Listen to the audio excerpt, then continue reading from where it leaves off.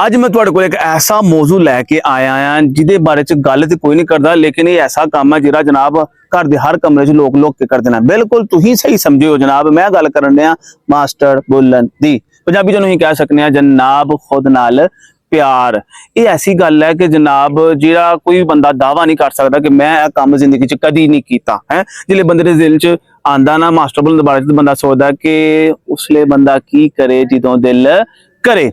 आओ तुहानू मैं अज जनाब कई साल पिछे लाए ना जनाब पिंड दी गलियां जिले असीं फिरदे रहे हैं ते कई सज्जन साडे कहंदे ने कि जिहड़ा बंदा भी मास्टर भुल्लण करदा ना ओदी तली ते वाल हुंदे ने।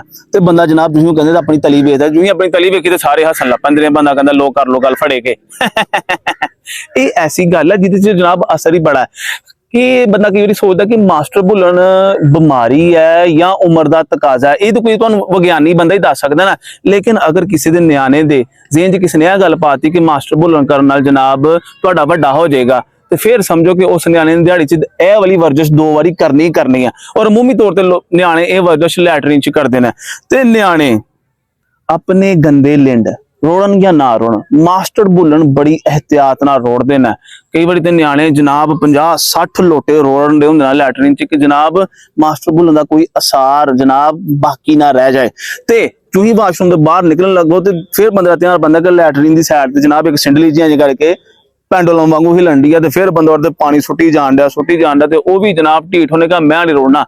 बिल आखिर बंदा अपनी जनाब इस तरह उंगल मार के उन्होंने साफ करता तो एक वादा अपने नाल उस टाइम करता है कि अगे तो जनाब वो वड्डा कुत्ता होवे जिहड़ा मास्टर भुल्लण करे। लेकिन फिर बंदे नूं भुल जांदा की कर सकने हैं इंसान जो है। आखिर मास्टर भुल्लण करन दी इच्छा बंदे च आंदी कित्थों है?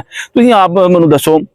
जिले बंदा कोई मरी दी बिल्ली वेखे तो बंदे दे ज़हन ते असर हुंदा है।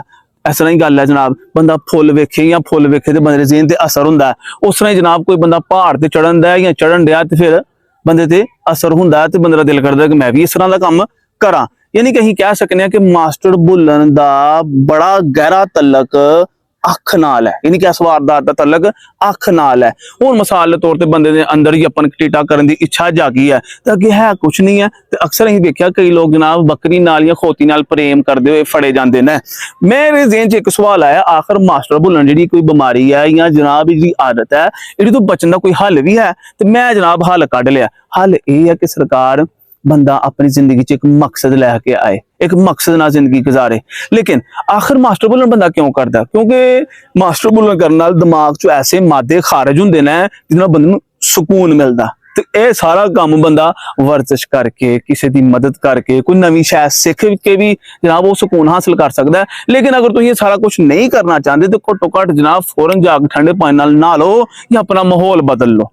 ते न्याणे दे अगे मेरी एक ही दरखास्त है कि जनाब जिसले भी तुसीं मास्टर भुल्लण करो तो नहा भी लो। ऐ ना होए कि जनाब तुहाडीआं कच्छां चो इहो जी बो आंडी होवे कि जनाब कोई कहे कि हरे मुंडा जनाब 6 दिन तो मच्छी मार्केट च काम करन दिया ते ना इन्हें कपड़े बदले ते ना नहाता है। वीडियो चंगी लगी है तो लाइक करो, शेयर करो ते सबसक्राइब करो। गल कोई माड़ी लगी है तो जनाब माजरत, मिलते हाँ अगली वीडियो च।